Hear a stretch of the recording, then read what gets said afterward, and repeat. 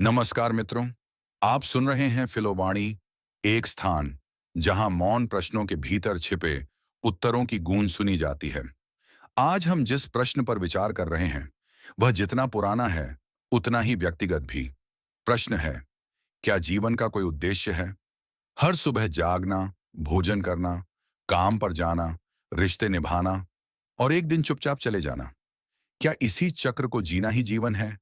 या फिर कहीं कोई उच्चतर उद्देश्य है, कोई ऐसा अर्थ जिसे हम नहीं देख पा रहे लेकिन महसूस कर सकते हैं?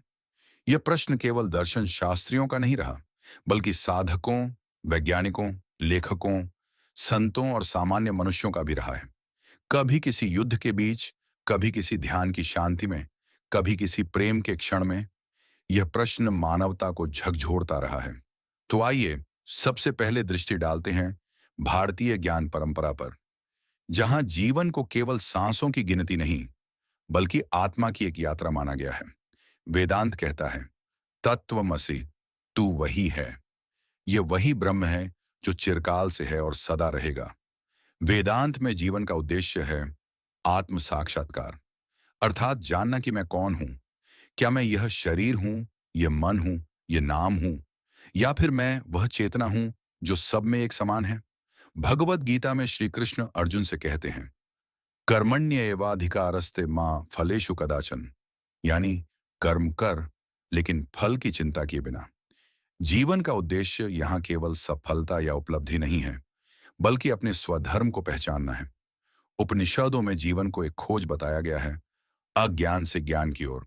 कठोपनिषद में यमराज नचिकेता से कहते हैं, नायम आत्मा प्रवचनेन लभ्यो न मेधया न बहुना श्रुतेन। यह आत्मा केवल पढ़ने, बोलने या सुनने से नहीं मिलती। ये तो तब मिलती है जब मन निर्मल हो और विवेक जागृत हो। बौद्ध दर्शन एक अलग मार्ग दिखाता है। गौतम बुद्ध कहते हैं, जीवन दुखमय है, लेकिन यह अंतिम सत्य नहीं है। उन्होंने बताया कि दुख के कारण को समझा जा सकता है और उस पर विजय पाई जा सकती है। उनके लिए जीवन का उद्देश्य है दुख से मुक्ति, निर्वाण की ओर यात्रा। बुद्ध का वाक्य अप दीपो भव, स्वयं अपना दीपक बनो, एक ऐसा संकेत है जो हमें बताता है कि जीवन के अर्थ की तलाश बाहर नहीं, भीतर होती है। जैन दर्शन आत्मा को अनादि, अनंत और शुद्ध मानता है। महावीर स्वामी कहते हैं, अहिंसा परमो धर्म। उनके अनुसार जीवन का उद्देश्य है आत्मा को कर्मों की परतों से मुक्त कर मोक्ष प्राप्त करना। संतों की दृष्टि में जीवन का उद्देश्य क्या है?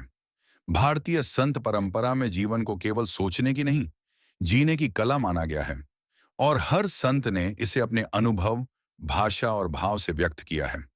कबीर के लिए जीवन का उद्देश्य है अहंकार से मुक्त होकर प्रेम और भक्ति में लीन होना। वह कहते हैं, माला फेरा जुग भया, फेरा न मन का फेर, कर का मन का डार दे, मन का फेर। कबीर के लिए बाहरी साधना से अधिक आवश्यक है अंतर मन की शुद्धता। संत रैदास जीवन को सेवा और विनम्रता का मार्ग बताते हैं। वह कहते हैं, मन चंगा तो कठौती में गंगा, अर्थात जीवन का उद्देश्य है भीतर की निर्मलता, और यह शुद्ध मन ही ईश्वर से जुड़ने का माध्यम है। गुरु नानक देव जी कहते हैं, जो आया है वह जाएगा, यह जीवन एक अवसर है ईश्वर से जुड़ने का। उनके अनुसार जीवन का उद्देश्य है नाम सिमरण, सेवा और सब में परमात्मा को देखना। उन्होंने जीवन को एक ईश्वरमय यात्रा माना। तुलसीदास के अनुसार जीवन का सर्वोच्च प्रयोजन है राम भक्ति के माध्यम से जीवात्मा को परमात्मा से जोड़ना। रामचरित मानस में वह लिखते हैं, सिया राममय सब जग जानी, अर्थात जो संपूर्ण संसार को राममय देख सके, वही सच्चे उद्देश्य को पा सका। संत तुकाराम, जो महाराष्ट्र के भक्ति आंदोलन के अग्रदूत रहे, कहते हैं, जीवने एकच सार, हरि भक्ति प्रेम आणी सेवा। जीवन का सार है हरि की भक्ति और सच्चे मन से कर्म। इन सभी संतों के लिए जीवन कोई दर्शन नहीं, बल्कि एक अनुभव की अग्नि परीक्षा है। उनका संदेश सीधा था, प्रेम में जियो, सेवा में रम जाओ और ईश्वर को अपने भीतर पाओ। अब चलें पश्चिम की ओर, जहां दर्शन कुछ और रास्तों से होता हुआ भी वही सत्य तलाशता है। सुकरात कहते हैं, एक अन्वेषित जीवन जीने के लायक नहीं है, यानी एक ऐसा जीवन जिसमें कोई आत्म परीक्षण न हो, वह जीने योग्य नहीं है। प्लेटो के अनुसार संसार केवल परछाइयों से बना है और जीवन का अर्थ है उस वास्तविकता की ओर लौटना जो अमर है। ज्ञान आत्मा की मुक्ति का साधन है। अरस्तु जीवन का उद्देश्य बताते हैं, यूडेमोनिया, एक ऐसा जीवन जिसमें सद्गुण हो, विवेक हो और मानव अपनी संभावनाओं को पूरी तरह जी पाए। फिर आता है अस्तित्ववाद। जीन पॉल सार्त्र कहते हैं, एग्जिस्टेंस प्रीसीड्स एसेंस, यानी इंसान पहले अस्तित्व में आता है और फिर खुद ही अपना अर्थ बनाता है। अल्बर्ट कामू मानते हैं कि जीवन एक अर्थहीन विरोधाभास है। हम उद्देश्य चाहते हैं पर जीवन मौन है, लेकिन इस मौन में भी विद्रोह और स्वीकार की शक्ति है। आधुनिक युग में विक्टर फ्रैंकल ने बताया कि जीवन का उद्देश्य परिस्थितियों पर निर्भर नहीं करता, बल्कि उस अर्थ पर निर्भर करता है जिसे हम उसमें खोजते हैं। नाजी शिविरों की यातना में भी उन्होंने देखा कि जिन लोगों को किसी भी प्रकार का क्यों दिखता था, वे जी पाए।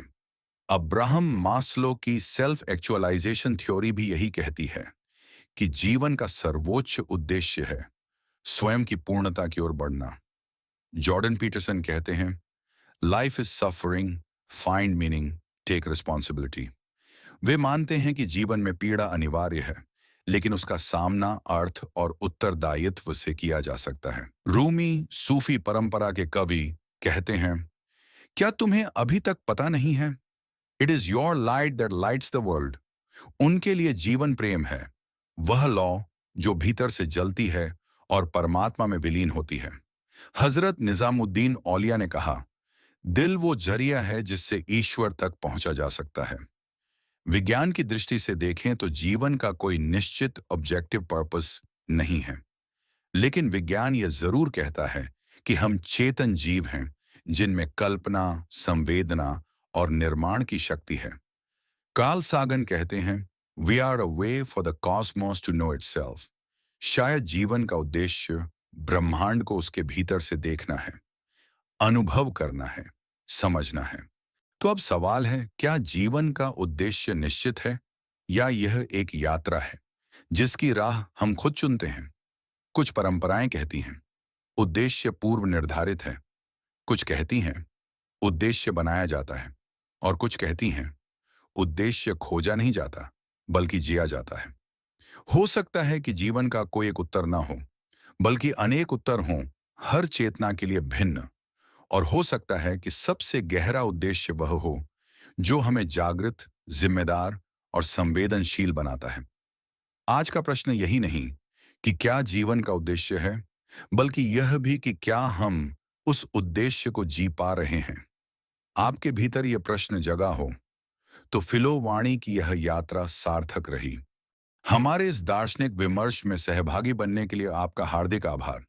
यदि यह वीडियो आपको भीतर तक सोचने को प्रेरित कर सका हो, तो कृपया लाइक करें, शेयर करें और फिलोवाणी को सब्सक्राइब करना न भूलें। कमेंट्स में बताइए कि आप अगली प्रस्तुति किस विषय पर देखना चाहेंगे। हम उसे साकार करने का प्रयास अवश्य करेंगे। हम शीघ्र ही एक और गूढ़ विषय के साथ फिर उपस्थित होंगे। तब तक अपने भीतर की उस वाणी को सुनते रहिए जो मौन में भी बोलती है। धन्यवाद।